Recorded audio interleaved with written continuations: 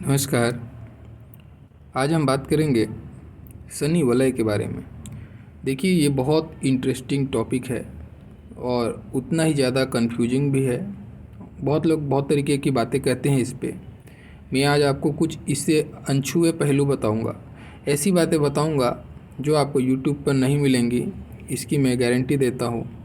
लेकिन अगर अब वो चीज़ें आपके हाथ में मिलती हैं तो आप खुद से आगे बढ़ के बोलोगे कि हाँ, आपने सही बोला है, इसकी भी गारंटी देता हूँ। बड़े ध्यान से देखना है और समझना है, क्योंकि बहुत कन्फ्यूजन होगा आपको समझने में। तो वीडियो को आराम से देखिए और पूरा देखिए। अगर आप हस्तरेखा में इंटरेस्ट रखते हैं तो ये टॉपिक आपको बहुत पसंद आएगा। जनरली हम शनि वलय होता कैसा है ये देखते हैं पहले, है ना। देखिए, ये अगर हृदय रेखा हो गई आपकी, तो ये जो क्षेत्र होता है ना, ये पट्टी, इसको बोलते हैं हम शनि की पट्टी। और ये जो उभार होता है इसको हम बोलते हैं शनि का पर्वत। ठीक है, तो बस हमको फोकस करना है शनि के पर्वत पर। जैसे कि पिछली वीडियो में मैंने आपको बताया था गुरु वलय के बारे में। आपने गुरु वलय को समझा था। यहाँ से यहाँ तक कोई घेरा लेता है उसको हम गुरु वलय बोलते हैं। वैसे ही अगर इस शनि को पूरा घेरता हुआ कोई ऐसा एक वलय बनाए, एक ऐसा रिंग छल्ला बने, एक ऐसी रेखा हो जो शनि की उंगली को पूरी तरीके से सराउंडिंग घेर दे, ठीक है, इसको हम बोलते हैं शनि वलय। अगर हस्तरेखा में सबसे ज़्यादा कोई नेगेटिव चीज़ है, सबसे ज़्यादा कोई दुर्योग है, बुरा चीज़ है, तो वो ये यही है, शनि वलय। ये ऐसा माना जाता है, ये ऊर्जा के प्रवाह को बंद कर देता है। ये रेखा घेर देती है, ठीक है, ऊर्जा का संचरण नहीं होने देती। उंगली एंटीना का काम करती, ऊर्जा का स्टोरेज करती है, और वो स्टोरेज को ये ब्लॉक करके रख देती है। यहाँ से एक घेरा बांध बना देती है, उसका संचरण नहीं हो पाता। और शनि क्योंकि हमारे कर्म का है और हमारे अर्थ यानी कि धन का है ना, तो इस पे ये वलय बनना बहुत ख़राब है। अब देखो, इसके अपने अलग अलग मायने निकलेंगे। मैंने पहले शब्द यूज किया है सांसारिक दृष्टिकोण से। यहाँ दो दृष्टिकोण काम करेंगे इस रेखा को या इस वलय को समझने के लिए। पहला, हम सांसारिक दृष्टिकोण से अगर देखें इसको, बहुत बुरा साइन है ये। अगर हथेली में बनी हुई है, ऐसा व्यक्ति अपने आप को अगर ये कहे कि मैं बदनसीब हूँ, तो मैं उस पर बिल्कुल मना नहीं करूँगा। ये बदनसीब होते हैं, ये बहुत मेहनती होते हैं, बहुत मेहनत करते हैं, इनके पास टैलेंट भी होता है। मैं नहीं कहता कि टैलेंट नहीं होता, टैलेंटेड होते हैं, लेकिन कभी भी इनको अपने परिश्रम का या अपने टैलेंट का लाभ नहीं मिलता। अब ऐसा नहीं है कि नहीं मिलेगा, ये बोल सकते हो जितना वो डिज़र्व करता था उतना उसको नहीं मिलता। बहुत संघर्ष कराता है ये, धन के लिए संघर्ष, एक अपने टैलेंट के जो मान है, सम्मान है, एक रिकॉग्निशन है, एक स्टेबिलिटी है, उसके लिए संघर्ष। ये बहुत लंबे उम्र तक संघर्ष करता हुआ मिलता है। इसका जो एज कहा गया है नॉर्मली 36 एज तक, तो ऐसे लोग बहुत लंबा संघर्ष करते हैं, बहुत बुरा संघर्ष करते हैं। 36 साल तक तो बहुत हावी रहता है ये संघर्ष, ठीक है। किसी किसी के हाथ में अगर जैसे हथेली के हिसाब से योग अच्छे नहीं हैं, ग्रह और ज़्यादा फेवरेबल नहीं है, तो ये संघर्ष 42 साल तक जाता है, ठीक है। और अगर बहुत ज़्यादा स्थिति ख़राब है, हाथ में कालिमा है, भाग्य रेखा कट फट रही है, तो ये संघर्ष आपका 48 साल या 50 साल तक भी होते हुए देखने को मिलता है। तो कहने का मतलब आधा ज़िंदगी ये खा जाता है, और उस आधा ज़िंदगी में आपको केवल डिसअपॉइंटमेंट्स आपको इतना निरुत्साहित कर देगा, आपकी जो एनर्जी है उसको इतना ज़्यादा डाउन ये कर देता है कि इंसान अपने आप को हारा हुआ महसूस करता है। एक होता है कि कोई आपको हरा दे, और एक होता है आदमी खुद से हार जाए। तो ऐसे लोगों के साथ में ये स्थिति आती है कि ये खुद से हार जाते हैं, अपने आप से हार जाते हैं हमेशा। अच्छा, एक और पॉइंट आती है, ऐसे लोग भगवान को बहुत कोसते हैं, और कहीं ना कहीं इनका कोसना बहुत ज़्यादा हद तक गलत नहीं होता, क्योंकि ये मेहनती होते हैं, बहुत मेहनती होते हैं, ये बहुत मेहनत करते हैं, जितना इनसे हो सकता है उससे ज़्यादा ये करते हैं। लेकिन इनके कर्मों का इनको जो जितना ये डिज़र्व करते हैं वो फल इनको नहीं मिलता।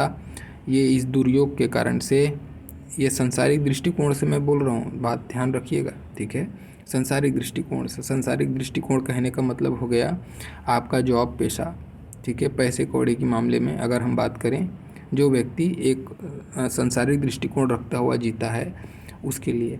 तो ये संघर्ष की पहचान है, स्थिति है। अब ये संघर्ष कितना ज़्यादा होगा वो ऐसे देखना है। अगर वलय पूरा बना हुआ है तो अपार संघर्ष है, ठीक है, बहुत बुरी स्थिति है ये। लेकिन अगर आपको ये वलय ऐसा दिखे तो ये भी संघर्ष तो कराएगा, लेकिन काफ़ी हद तक आपके संघर्ष में कमी आएगी, क्योंकि प्रवाह मिल रहा है इसको बाहर आने के लिए, ठीक है ना। ये प्रवाह मिल रहा है बाहर आने के लिए, तो जिस हिसाब से जितना ये फूटा होगा, अब जैसे ऐसे भी बन सकती है स्थिति, यहाँ से बनी और यहाँ से बनी, बीच से फूटी है, फिर भी संघर्ष कराएगी। संघर्ष तो आपको करना पड़ेगा, आपको नॉर्मल इंसान से ज़्यादा मेहनत करना पड़ेगा, तभी आपको जाके नॉर्मल इंसान का शायद 50-60% अचीव हो, ऐसा आप मान के चलना, ठीक है। ये स्थिति बनती है यहाँ पे। अब मान लेते हैं चलो किसी के हाथ में ये आधा बना, पूरा बना, जैसा भी बना है, अब उसके लिए क्या करें? क्या उदास हो जाना है क्या? नहीं। एक बहुत अच्छी बात भी यहाँ पे आती है। अब अच्छी चीज़ को सुन के अपने उपाय को ध्यान देना आप, ठीक है। अब अच्छी बात क्या आती है, ऐसे लोग बड़े ही नियम के पाबंद, बड़े ही ज़्यादा डिसिप्लिन्ड लोग होते हैं और इनको शॉर्टकट बिल्कुल पसंद नहीं आता, ठीक है। तो ऐसे लोग शॉर्टकट नहीं अपनाना चाहिए, कभी भी आप शॉर्टकट के पीछे मत जाइए, ठीक है। चूँकि शनि न्याय के कारक हैं, है ना, तो आप गलती से भी, ये रेखा आपके में बनी हुई है, तो आप किसी का लेग पुलिंग मत कीजिए अपने ऑफिस में या अपने व्यवसाय में। किसी का लेग पुलिंग करके आगे बढ़ने की अगर आप सोच अपनाते हैं, कहने का मतलब शॉर्टकट, तो वो चीज़ आप नहीं करना है आपको। अगर वो चीज़ आप करते हैं तो इसका दुष्प्रभाव और बढ़ चढ़ कर आपके पास आएगा, और ज़्यादा आएगा, ठीक है। तो ऐसे लोगों को कभी भी लेग पुलिंग या दूसरे को हर्ट करके चीज़ों को हासिल करना या दमन करना, शोषण करना, इन सारी चीज़ों से एकदम दूर रहना चाहिए, नहीं तो ये बहुत ज़्यादा आपको नुकसान करेगा, क्योंकि शनि आपके में बहुत ज़्यादा प्रभावशाली होकर बैठा है, ये मान के चलो आप, ठीक है। आपको उसके हिसाब से चलना पड़ेगा, नहीं तो आपको प्रॉब्लम होगा। लेकिन ये ज़रूर मैं बोलूँगा, ये सनह सनह प्रगति को बताता है। आपको देखो, आपको प्रगति, जो आपका ग्राफ है वो रैपिडली नहीं बढ़ सकता, आप इस चीज़ को मान के चल लो, तो वो चीज़ अपने दिमाग से निकाल के चलो, आप स्लो ही आगे जाओगे। लेकिन ये है कि कछुआ वाला स्थिति रहेगा, आप स्लो चलते जाओगे और आगे बढ़ते जाओगे, ये अच्छी स्थिति है, ठीक है, उसके मामले में। लेकिन ये इनिशियल जो लाइफ है ना, फर्स्ट हाफ बहुत ख़राब करता है, ये फर्स्ट हाफ बहुत ख़राब। देखिए कुछ चीज़ें और है, चूँकि शनि आपका बुढ़ापा भी है ना, अब बुढ़ापे पे वलय बना हुआ है, तो ये आपका बुढ़ापा ख़राब कर सकता है। तो आपको क्या करना चाहिए, अपनी वाणी पे और अपने परिवार वालों के साथ सौम्यता रखिए आप, ठीक है। आप, और दूसरी चीज़, अहंकार से एकदम दूर रहिए। अहंकार आपके लिए सही नहीं, वाणी में सौम्यता ज़रूरी है।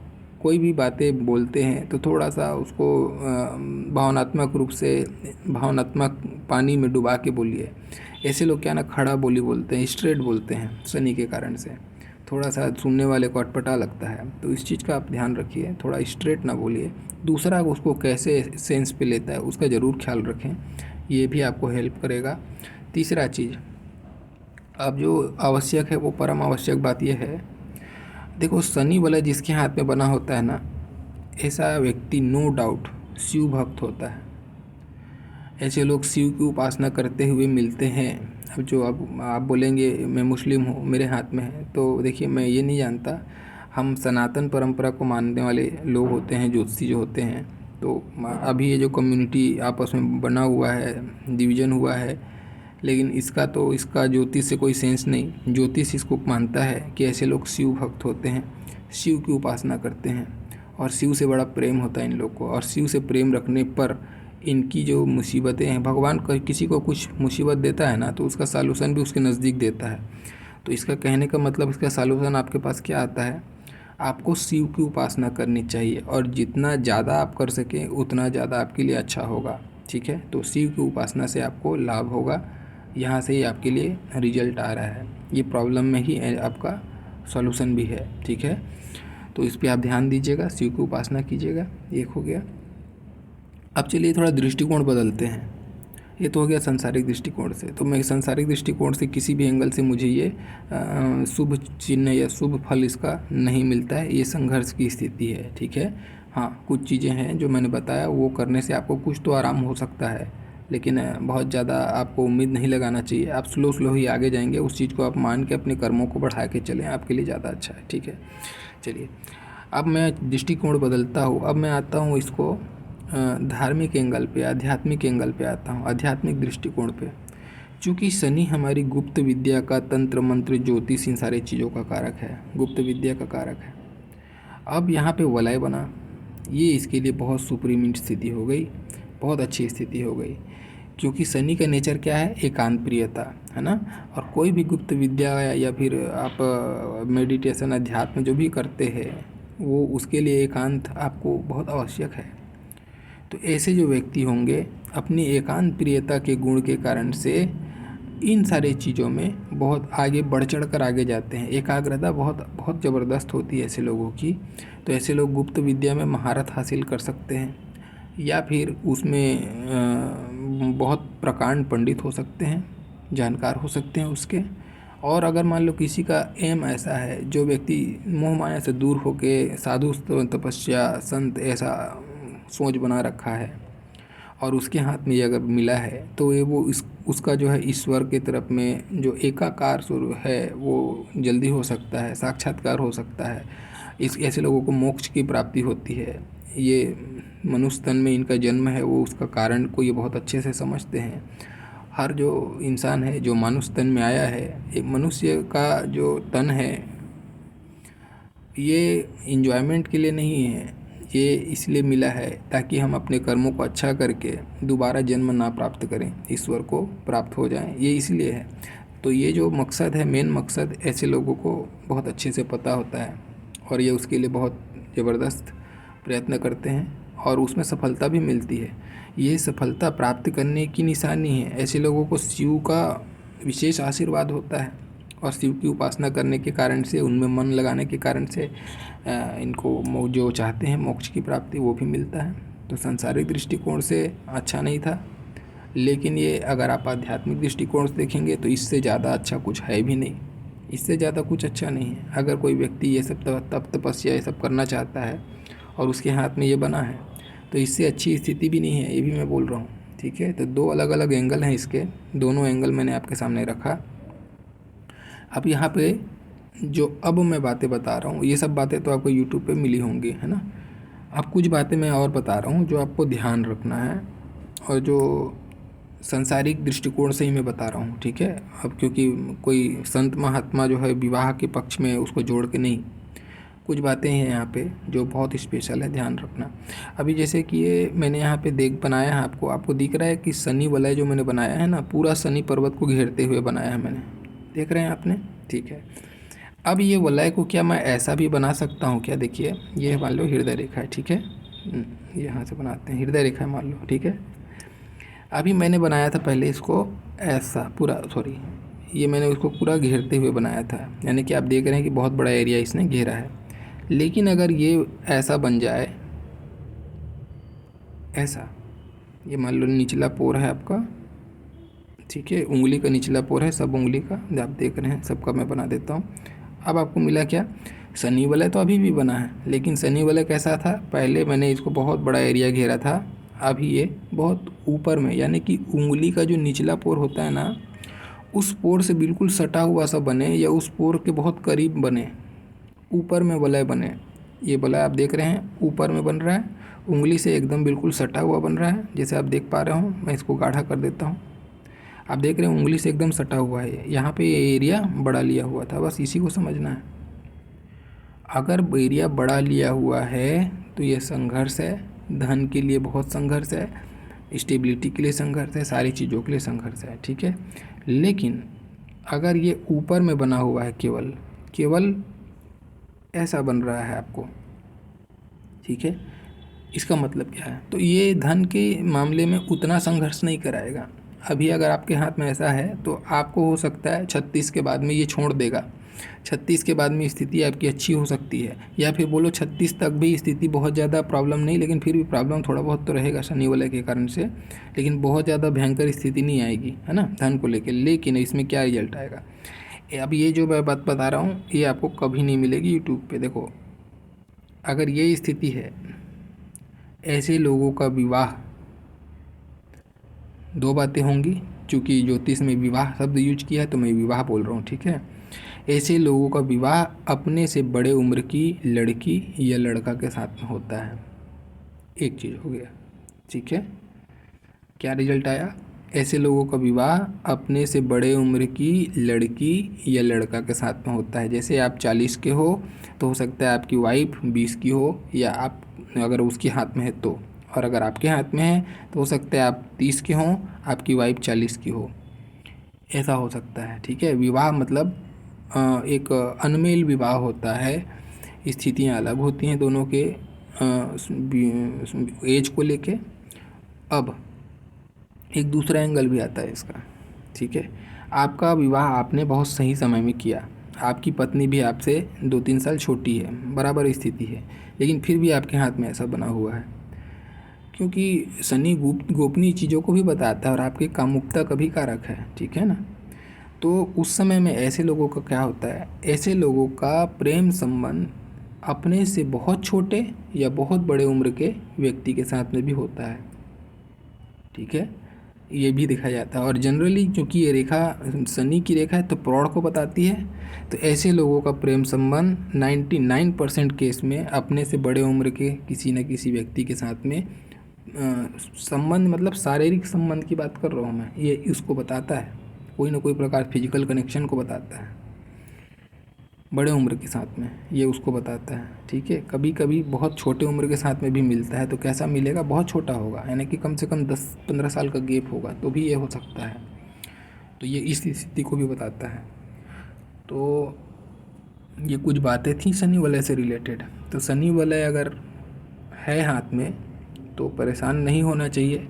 आपको उस वलय को समझें पहले, वो वलय आपसे चाहता क्या है और आपको क्या बिहेव करना है। ये वलय आपको एकांत प्रियता देता है, ये वलय आपको न्याय प्रियता देता है, ये वलय आपको आध्यात्मिकता देता है, ये वलय आपको संघर्ष करने की ताकत देता है, ये वलय आपको बताता है कि कर्म से ही आपको नाम मिल सकता है, ठीक है। आप शॉर्टकट मत अपनाइए, ये सब सारी चीज़ों को बताता है। ये शिव की भक्ति की तरफ में आपको आसक्त करता है। तो बस अपने को वहीं फंस जाना है, अपने को डिसिप्लिन रहना है। आपका जो भी कर्म करते हैं आप, जो भी आपका काम है, उस काम के प्रति आपको ईमानदार रहना है, उस काम से कभी गद्दारी नहीं करना है, शॉर्टकट नहीं अपनाना है। और जो भी मैंने आपको ये सारी बातें आपको बताई हैं, इसके जो शनि क्या चाहता है आपसे, इन सारी चीज़ों को अगर आप शनि के अकॉर्डिंग करने लग जाएं, अपने व्यवहार में ढाल लें, तो ये वलय का आपको ज़्यादा असर पता नहीं चलेगा। आप इससे काफ़ी हद तक इम्प्रूव करेंगे। और ऐसे लोगों को विशेष रूप से मैं बात बोलूँगा कि भले ही आप जो भी धर्म के हैं, ठीक है, आप शिव की उपासना ज़रूर कीजिए। शिव को मानिए, आप चाहे जिस रूप में आप मानते हो, जैसा भी मानते हो, आपको बहुत लाभ होगा। ये इसका एक ही काट है, इस बंधन का एक ही काट है। अगर आप सांसारिक रूप से इसको अच्छा जीवन जीना चाहते हैं तो डेली शिव की भक्ति कीजिए आप, और नित्य कीजिए, प्रतिदिन कीजिए, आपको लाभ होगा, ठीक है। और अगर आध्यात्मिक दृष्टिकोण में हैं आप, कोई संत महात्मा या फिर ऐसा आपने जीवन की मोह माया से दूर जाने का निश्चय कर लिया है और आपके हाथ में है, तब तो फिर आपको मैं बताने के लिए बहुत छोटा व्यक्ति हूँ। आप तो स्वयं ईश्वर की कृपा है आपके ऊपर में, आपको कौन रोक सकता है, आप तो आए ही हैं इस धरती पर। तो ये बहुत श्रेष्ठ स्थिति हो गई है ना। तो ये कुछ बातें थी। और लेकिन अगर छोटी वाली वलय बनी हुई है तो देखिए आपको बचने की ज़रूरत है, अनैतिक संबंधों से बचिए, ठीक है। और अगर विवाह की स्थिति है तो हो सकता है आपका बड़े उम्र की लड़की या लड़के से शादी हो, एज डिफरेंस होगा आप लोगों के बीच में और काफ़ी ज़्यादा होगा, ये उसको भी बताता है, ठीक है। तो ये था कुछ पॉइंट शनि वलय से रिलेटेड। आशा करता हूँ आप लोग को पसंद आया होगा और अच्छा लगा होगा, लगा कि चीज़ें मैच होती है आपके हाथ से। तो अपना फीडबैक ज़रूर दीजिए, कमेंट्स कीजिए। जो नए हैं चैनल को सब्सक्राइब कीजिए। Thank you.